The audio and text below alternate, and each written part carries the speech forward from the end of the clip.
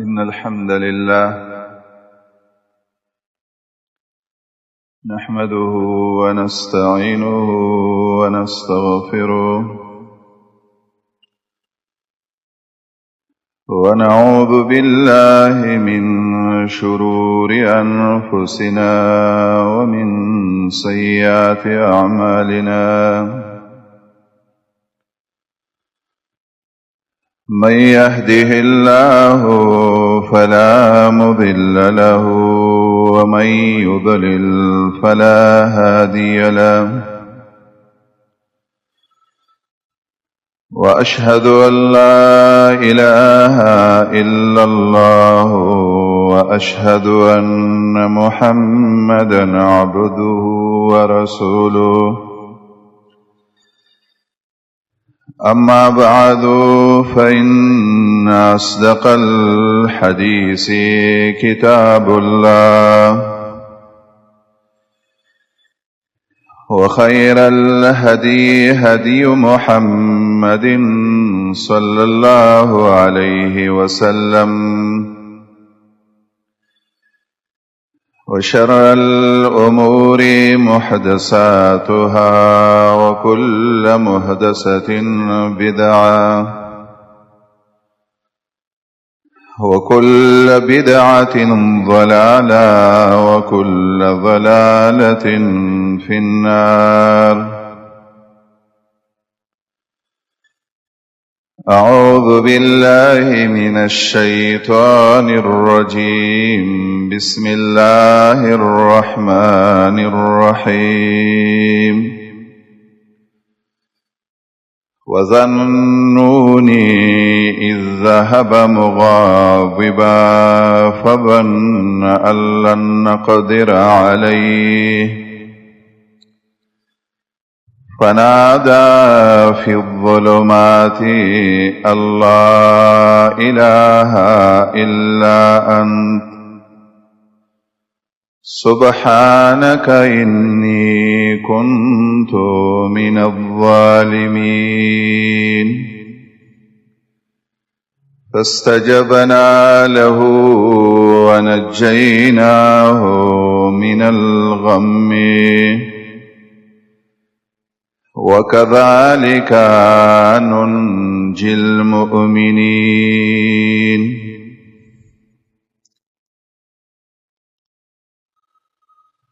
زنه په عباداتو کې داسې عبادت وی چې داغه مقام د الله په نسبانه ډیر زیات وي.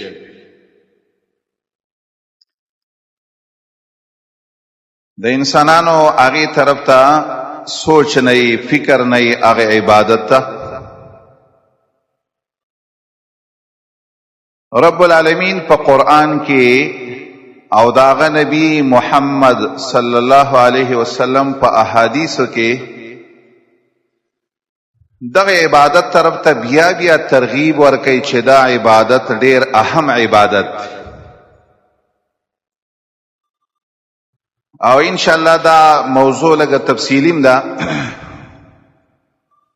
نن موضوع کې ان شاء الله د دعا اهمیت بیانو ان شاء الله.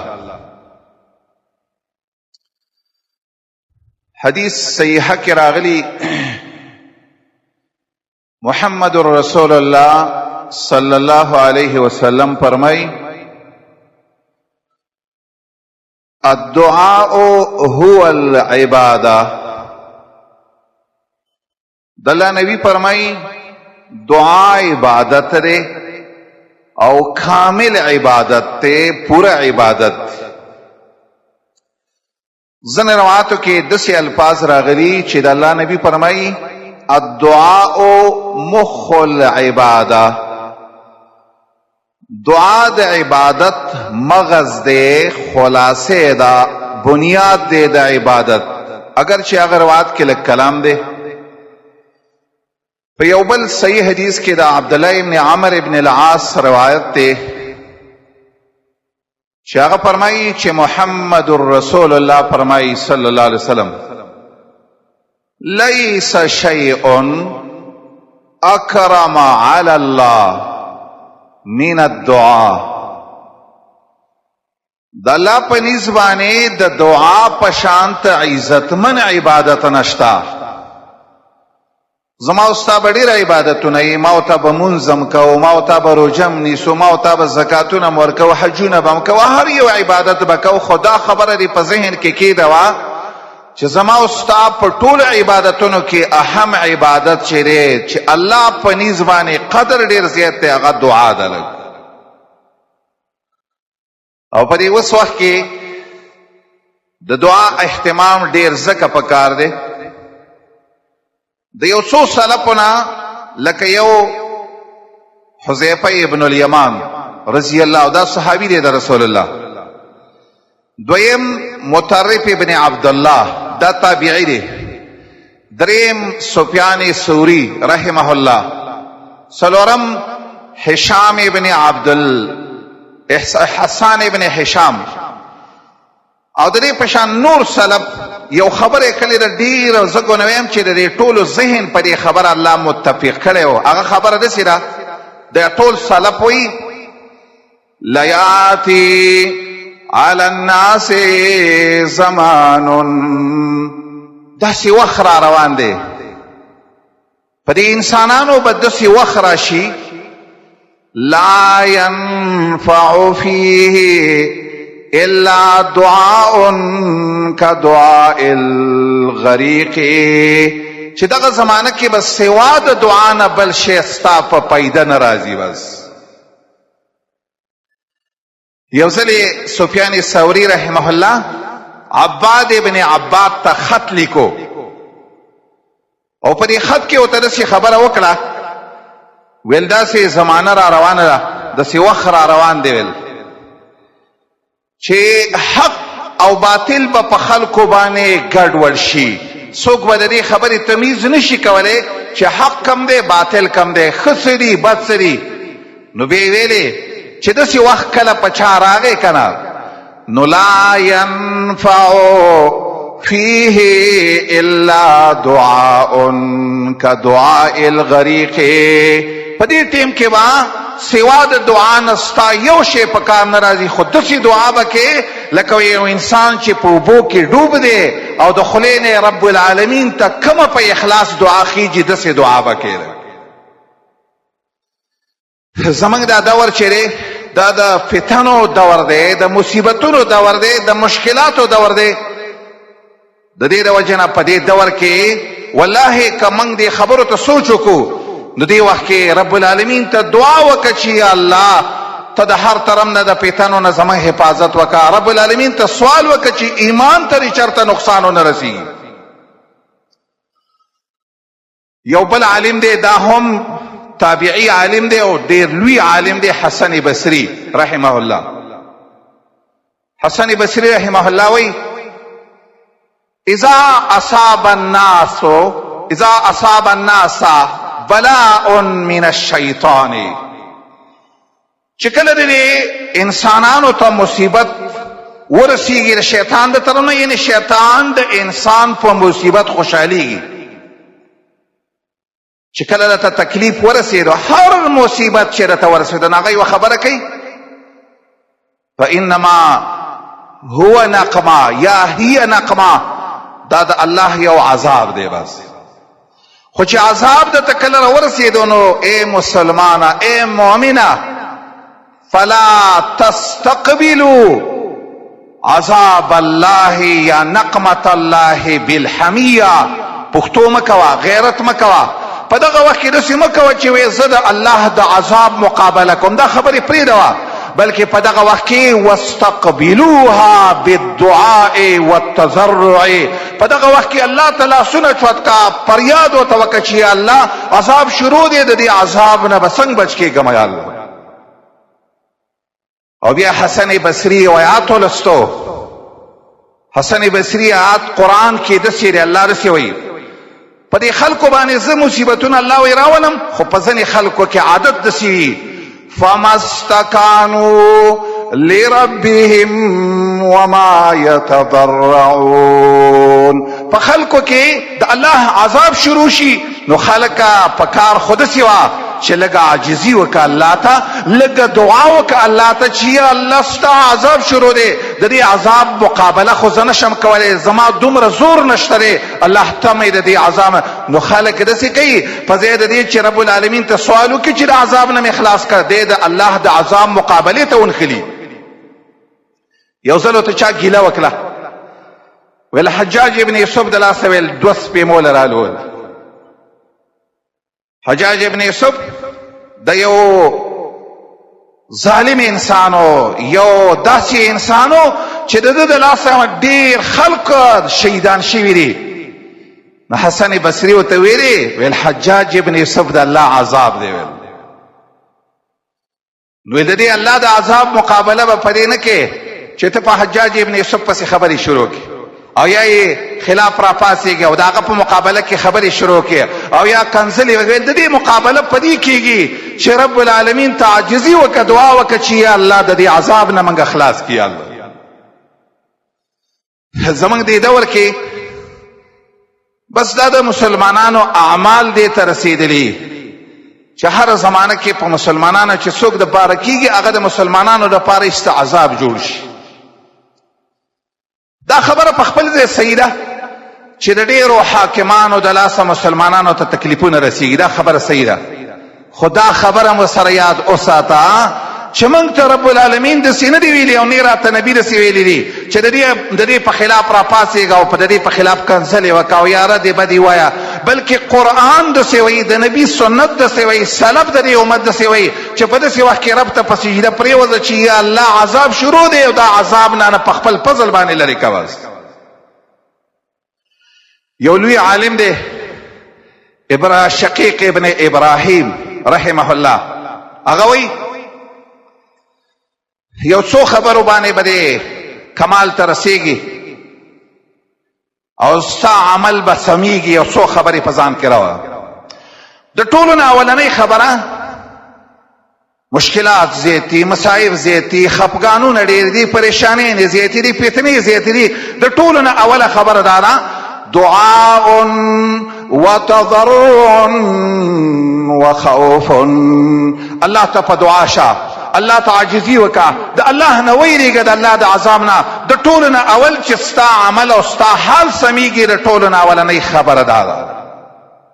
او دویمه خبره دا ده هغه وایي وحسن الظن بالمسلمین په مسلمانانو باندې ښایسته ګمان شروع حالات به په دې سمیږي مصیبتونه به په دې درې کېږي دریم واشتغاله بعیبه عن عیوب الناس د ټولو نه اول ځان ته وګوره چې ستا کې څومره عیبونه دي د بل چا عیبونو ته مه ګوره او څلورمه خبره دا ده چې د بل چا عیب دې ولیدو نو پرده پرې راواچوه ولې سوچ دا کوه کیدی شي رب العالمین دله د دې ګناه نه د توبې توفیق ورکړي شرموی مه خلکو ته مه ښکاره کوه دا کارونه چې د پکې کله رال نو دا خبره یاد ساته عمل به دې سمیږي پروګرام هر څه به دې سمیږي مورخ عجلی او لوی عالم تیر شوی دی هغه وایي زه چې د دې زمانې د مؤمنانو ښه حال ته وګورم ما ارى لهؤلاء المؤمنين الا كرجل في البحر على خشبه د دې زمانې مؤمنانو حال ته چې ګورم لکه یو مؤمن یو انسان چې د دریاب په منځ کې په یو لرګي باندې ولاړ دی او ناست دی پې دا دریاب کې چې په منځ کې ته په یو لرګي باندې سوچ وکړه والله ستا د دې خولې نه به څنګه په اخلاص دعا خیږي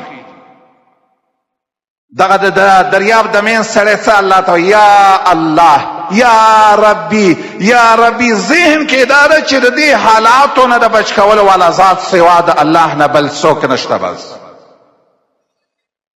بلال وی بلال ابن سعد رضی الله تعالی سعد ابن ابي وقاص دا هغه سړی و چې د باره دعا قبلېدله د زوی وی زما د پلار د مرګ ټیم راغی ساه یې ختله چې کله زما د پلار د مرګ ټیم راغی ما ته ویلې ای بونیا بچوړیا اين بنوک بچیان دې کم ځای کې دي بچی دې لاله راوله وی ما مې خپلې کور والا ته ویلې چې دا واړه صفا کا سپینې کمیسونه وراغونده نیکه خواله ورولم د پلار مې اخیری وخت د پته نه لګي چې د سوې په دی وخت چې کله مې د پلار زما د انوسی ولیدل ناول خزان تر نږدې کړل او بیا یې ولا کولې کړل بوی کړل ټول خو اخیری خبره سوا دعای ولا وختلا ویل بچو دا حالات بدل را روان دي زه یو خبره کوم دعای د سوا اللهم إني أعيذهم بك من الكفر وضلالة العمى یا الله د بلال بچی د کفر نه بچکا یا الله د بلال بچی د گمراهی نه بچکا ومن النساء او یا الله د خزو د فتنې نه بچکا او یا الله دریم سوال داره چې ولا تفقرهم الى الخلق رب العالمین هم د مخلوق ته محتاج کوا بس زما دې خبره کې څه مقصد دی زما دې خبره کې مقصد د سیره چې دا ټولنا ډیر اهم عبادت شری هغه دعا د دعا او زه ان شاء الله د قران په ترتیب باندې تاسو ته لږ خبره کوم چې دا قران چې ته د اول نه راواخلي نو تا ته به د دې خبرې ډیر د ترغیب درکوي چې رب العالمین ته همیشه دپاره لاس چوتوه رب العالمین نه سوال وکړه چې دنیا دې هم ښایسته شي او آخرت دې هم ښایسته شي موږ او تاسو چې کله لمونځ کوو او دې مانځه کې موږ یو عبادت کوو یو دعا کوو دعا څنګه موږ الله ته وایو الحمدلله رب العالمین او دا دعا دسی وخت نشتا دسی ټیم نشته چې ما او تا یو رکعت هم د دې دعا نه خالی کو یا الله دا صفت تیرے یا الله دا صفت تیرے یا الله ستا غلام ما یا الله ستا نه به هر حاجت غواړم زما حاجتونه به ټول غواړو خو یو حاجت ډیر ضرورت چې وته دی چې د هغې نه په دنیا کې په غیر کامیابي راځي نه په آخرت کې لویه دعا دا ده چې اهدنا الصراط المستقیم صراط الذین انعمت علیهم یا الله سم لارم روان کا یا الله په سم لارم کلک کا په صحیح حدیث کې راغلی محمد رسول الله فرمایي چې رب العالمین فرمایي الله ما او تاسو وی یا عبادی کلکم ضال زما بندگان ټول گمراهان وي الا من هدیته سوا د هغه چانه چې الله او ته هدایت وکي نو رب العالمین وی فاستهدونی اهدیکم یا الله دسی الله ته سوال وکي یا الله ما په سم لار روان کا او په سم لار می کلک کا رب العالمین وی چې ته ما نه دا دعا غواړې زه به دې خامخا په سم لار کلک کوم بس ما ته چې په مانځه کې دې خبرې ته لږ ته سوچ وکړه چې په مانځه کې په سورت فاتحه کې چې وی خبرې له ډېر زور ورکړی دی شیخ الاسلام ابن تیمیه رحمه الله فرمایي د انسان د هر شي نه د هدایت ته د خوراک نه د سکاک نه د لباس نه د هر د یخني هر وخت کې داسې خبره چې تا د هغې نه په غیر ژوند نه تېرېږي هغه د دې خبرې خبره ده چې یا الله داسې دین مې نصیب کا کم دین چې تا خو خلکو له ورکړی من النبیین والصدیقین والشهداء والصالحین وحسن اولئک رفیقا الله ته په هر وخت کې داسې دو یا الله د سمې لارې نه مې چرته خطا نه کړي یا الله یو عالم دی هغه خالد ابن خراش نوم دی یو بل لوی عالم دی د هغه نوم حبیب دی وایي د حبیب خواله به چې کله موږ ورلو ابو محمد یې کنیه ده وایي موږ به چې ورته کېناستو وایي حبیب به موږ ته ویلې افتح جونة المسك والترياق المجرب ملګرو اسې ناست یو راځئ یو خبره کوو داسې د مشکو ډبې کولاوه او راځئ ملګرو داسې دوایي استعمالو چې د هغې خامخا اثر شته دی تریاق مجرب استعمالو زموږ ذهن کې به دا راغله چې دی څه وایي بیا به ویلې چې جونة المسک د مشکو او د عنبرو ډبې دا قرآن دی والله دا ته کولاو که چې تا ته پته ولګېږي چې په دې کې څومره ښایسته خوشبویانې او ښایسته مشک پکې دي په دې کې نو دا به یې راته ویلې چې دا ډبې د مشکو او د عنبرو همیشه کولاوه وه همیشه یاد ساته، همیشه یا وایا، همیشه پکې سوچ کوه، همیشه پکې عمل کوه. یو به دا خبره کوله او دویم به دا خبره کوله، تریاق مجرب مه پرېږدئ. تریاق مجرب داسې دعا چې ستا خامخا حاجت، داسې کار چې ستا به خامخا پې کار کیږي، هغه وبې ویل الدعاء دعا ده. بس قرآن کې چې موږ سوچ وکړو، که د نبیانو حال روالو، که د اولیاءو حال روالو، که د سړو حال روالو، که د ښځو حال روالو، والله په هر ځای کې قرآن کې الله موږ ته د هغې حالات را نقل کوي. ولې را نقل کوي؟ د هغو حالات ځکه را نقل کوي چې د دعا په شان اهم عبادت ستا شته دی نه. عمر به کله کله ویلې رضی الله تعالی عنه، ملګرو ته به ویلې کله چې رب العالمین تعالی د دعا توفیق درکو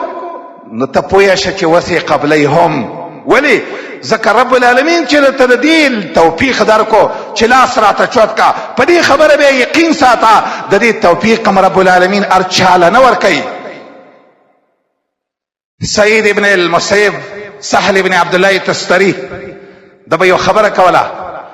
چې همیشه دپاره دعا ډېره کوه او هر وخت کې دعا کوه. هر وخت کې دعا ولې کوه؟ فإنه من يقرع الباب يوشك أن يفتح له. چې همیشه دروازه ټنګې یو ځل وار ورکې بل ځل دا خامخا بدن نه ته څوک دروازه کولاو کې چې سړی څه غواړي. دا خبره یاد ساته، د رب العالمین قانون داسې دی. رب العالمین په قرآن کې ویلي داسې دي وقال ربکم ادعوني استجب لکم. ستاسو رب ویلي، الله وایي زه ستاسو رب تاسو ته رسېږم، ما نه وغواړه چې زه د حاجت پوره کړمه. بس لوی سړی په دنیا کې څوک تیر شوی؟ محمد صلی الله علیه وسلم. د الله د نبی طریقه چې ته وګورې، د الله نبی چې کومې دعاګانې کړي ست به حیرانه شي چې د الله نبی خو ټول عمر او ټول ژوند په دعاګانو کې تیر کړی. قرآن کې رب العالمین ته یو خبره کوي، زما نبی وقل ربي زدنی علما. الله وتوی زما پیغمبره رب العالمین ته لاس چوت کو دسی وتوا یا الله زما په علم کې زیاتوالی راولي. او زمونږ احادیث چې مونږ وګورو،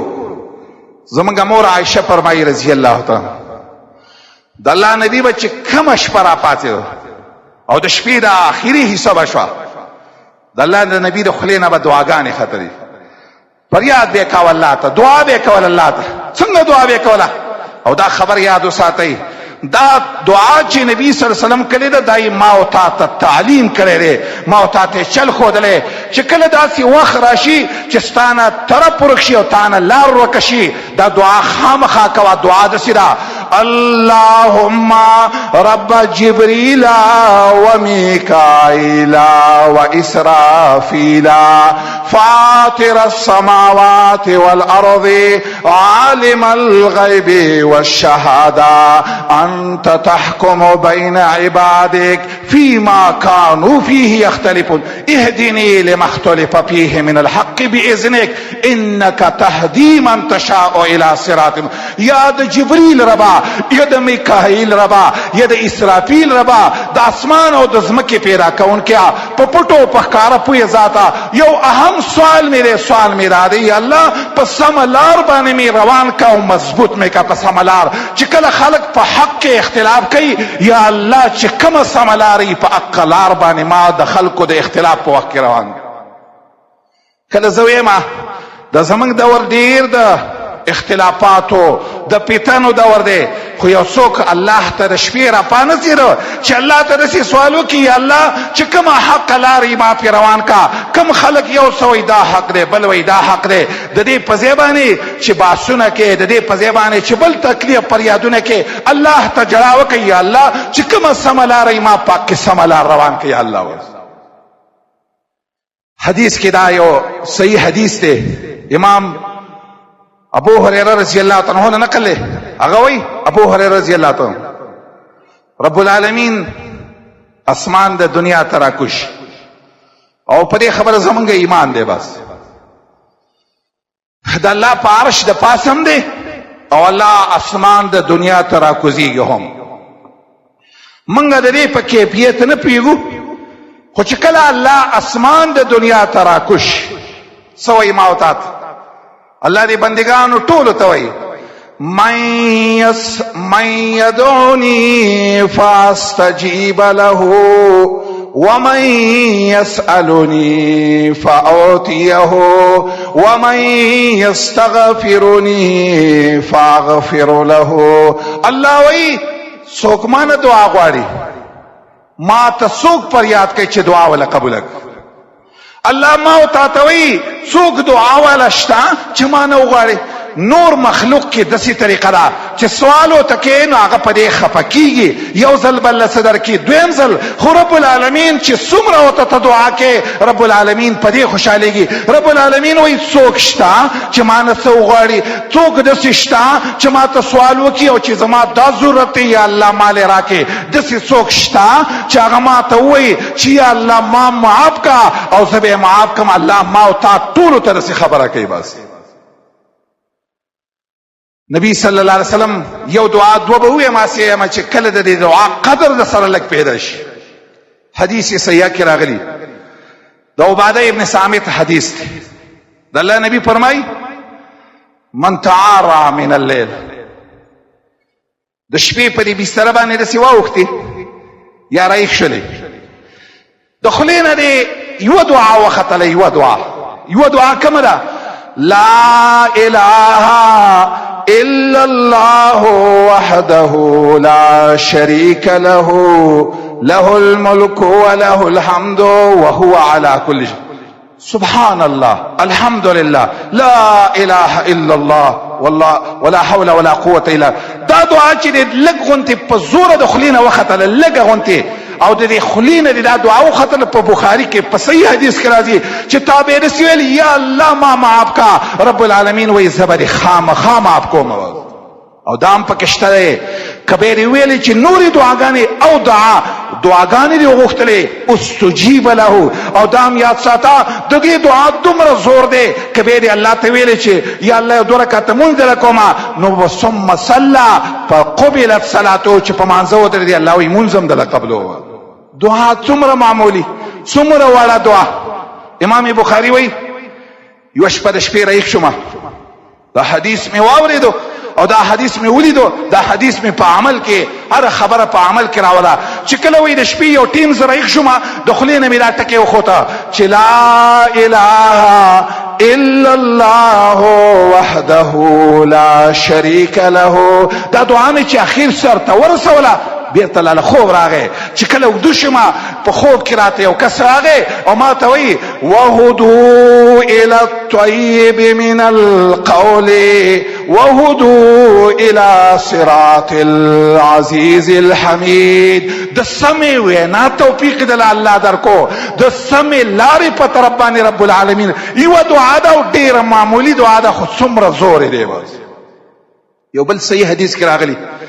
نبی صلی الله علیه وسلم وایي چې کله د شپې وده شي او دې کټ ته راشي او دستې کله په دې کټ باندې څملي او اخري دعا دي خلینه وخطا چې اللهم اسلمت لك وجهي وفوضت لك وجهي. دا دعا دې د خلینه وختله لکه دعا ده او په دې اخیرنۍ دعا دې ویله وألجأت لك ظهري رغبة ورهبة لا ملجأ ولا منجأ منك إلا إليك آمنت بكتابك الذي أنزلت وبنبيك الذي أرسلت. چې دا دعا دې په آخر کې وله او مړ شي او سا دې په دې دعا د دې کلمې د ویلو نه وروسته که دې شپه کې د باندې مرګ راغی مت على الفطرة په صحیح دین باندې د دنیا نه لاړې. بس هر څه مې دا خبره کوله ورونو خپل دې ژوند کې د دې دعا لږ سوچ وکړئ، دې طرف ته لږ زور ورکا. قرآن کې واقعا ذکر کوي، الله فرمایي یو خبره کوي وظنوني اذ ذهب مغاضبا. الله وایي د مۍ والا واقعه لږ را یاده کړئ. مۍ والا څوک و؟ یونس علیه السلام خپل قوم ته غوسه و کو د کلي نه روان شو خو په ځان نه خیال دا و چې الله نقدر علیه چې الله به په ما سختی نه راولي خو بس دومره کمیت شو چې د رب العالمین حکم ته انتظار نه وکړي ذهن کې داغه داوا چې ګنې بس اوس د کلی نه تلل غواړي خدا خبره ده چې د غټو خلکو لوی مقامي د الله په نسبانه لږ انتظار ولا پکارو خو اشته د وخت نه لږ مخکې لاړ بس ذهن کې دا و چې الله به ما باندې په دې خبره سختی نه راولي خو چې څنګه لږ لاړ او دریاب کې د مې خولې ته ور ودانګلې او د مې پرې خېټه کې دننه هغه څه شی کړو په دغه وخت کې په مانځه ودرېدلی په دغه وخت کې په دعا په څه کومه وسیلې الله ته نیولې وه رب العالمین وایي دې خلکو ته دا خبره لږه رایاده کړه فنادا فی الظلمات الله اله الا انت د تیارو په منځ کې ویلي یا الله ستانه مې سوا بل حقدار د بندګۍ نشتا او الله تخپل خبره کوي سبحانك یا الله ته پاکي د بخلنا ته د ذات نه چې یو ځل خفه شي به نه خوشالېږي کني ته د چا دعا نه قبلې او الله خپل غلطي او کمې منما اني كنت من الظالمين الله ما نه کمې شویره رب العالمین وی فاستجبنا له ما ول دعا قبول کړه ونجيناه من الغم وذهن کې دا راځي خدا به یوازې یونس علیہ السلام به د دریاب د مین نه رسېدلی بل چا سره به دا خبره نه قرآن کې په دې کلام کې رب العالمین وایي وکذلک ننجي المؤمنین دغسې هر مؤمن ته زما د طرف نه دقسې نجات میلاویږي بس کله لږ سوچ وکړه والله قرآن الله په دې قرآن کې وایي ومن اصدق من الله قیلا رب العالمین وایي زما په شان رښتیا خبرې به څوک وکړي والله قرآن چې کومه خبره وکړله دا خبره ذهن کې کېده وه دار چا په خبره کې آپ پلو دې پلو کېدی شي د الله او د رسول په خبره کې آپ پلو دې پلو نشي کېدی قرآن وایي هر مؤمن له داسې نجات ورکوم قرآن مې راواخیستو دې آیات ته مې سوچ کا یوه ښځه ده او ډېره مجبوره ده ډېره د ظلم د لاندې راغلې لارې هره بنده شوې ده هغه څوک ده آسیا د چا ښځه ده د فرعون الله فرمایي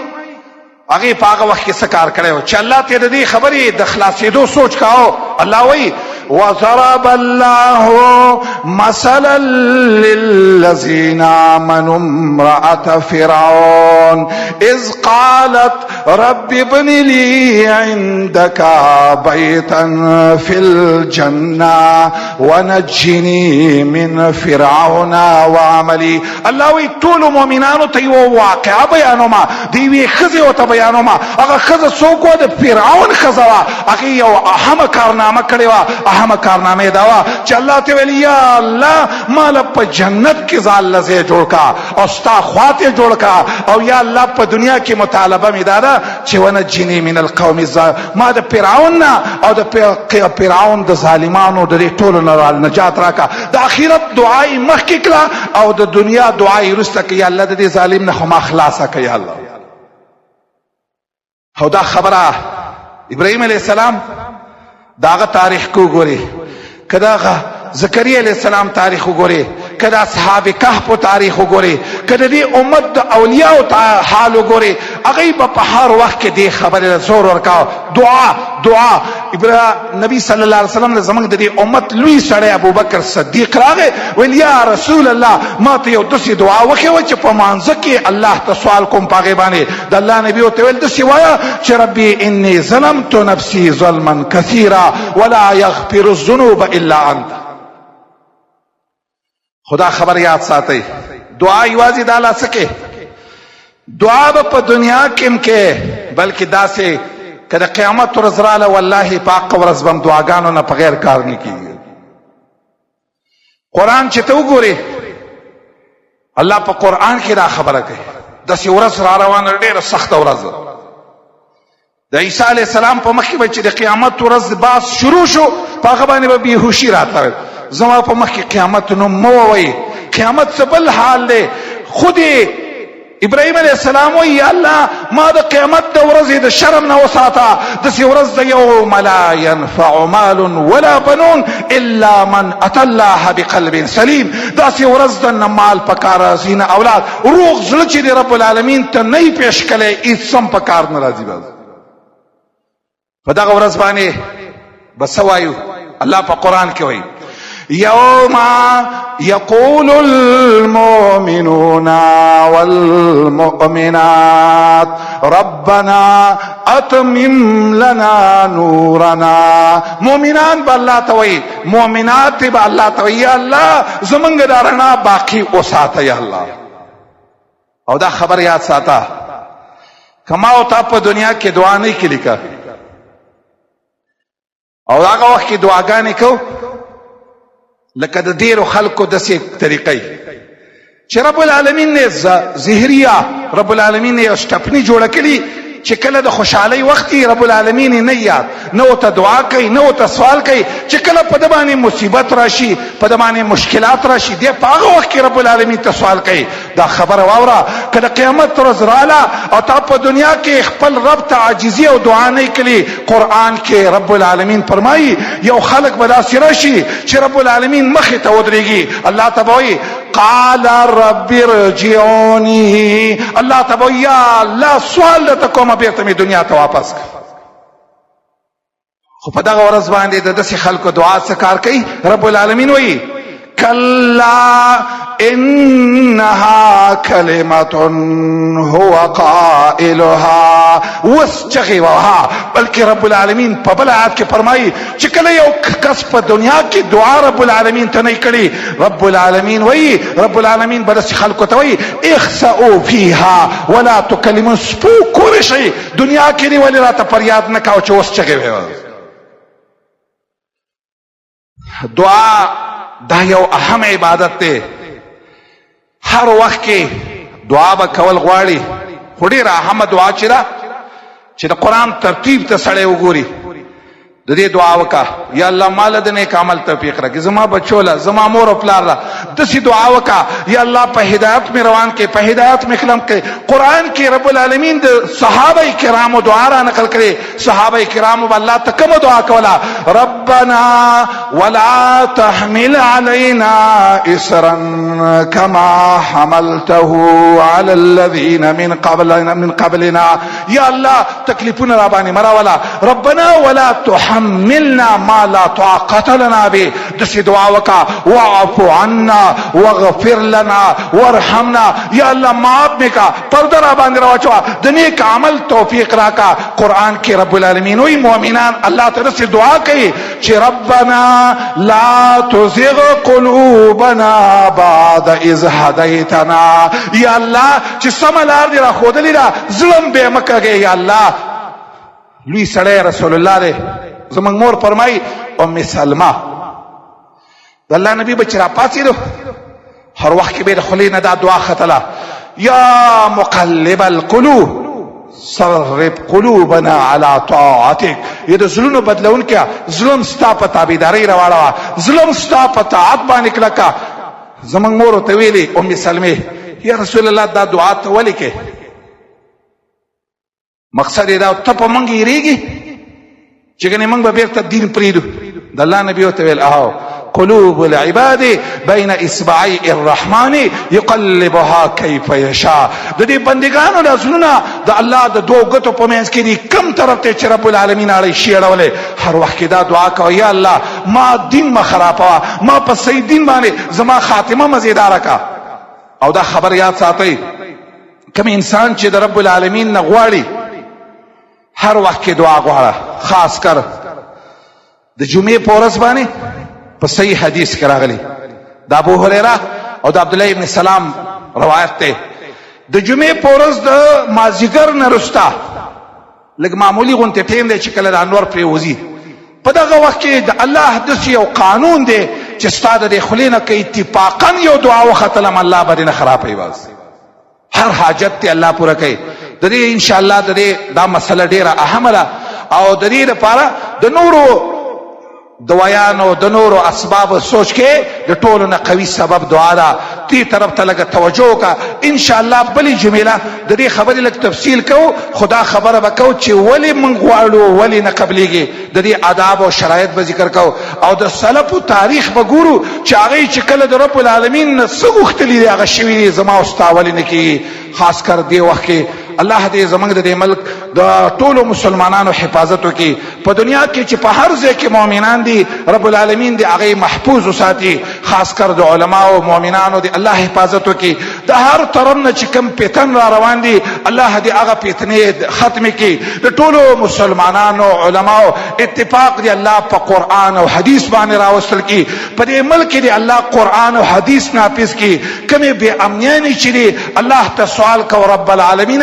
ته د قرآن نازلون کې تا قرآن دنیا ته رالیږلی یا الله د دې قرآن امن زمونږ په دې ملک راوستل کا. په ټولو مسلمانانو هغه خوشحالي راوستل کا کومه خوشحالي چې د محمد رسول الله او د صحابو په زمانه کې وه. واقولوا قولي هذا واستغفر الله لي ولكم ولسائر المسلمين.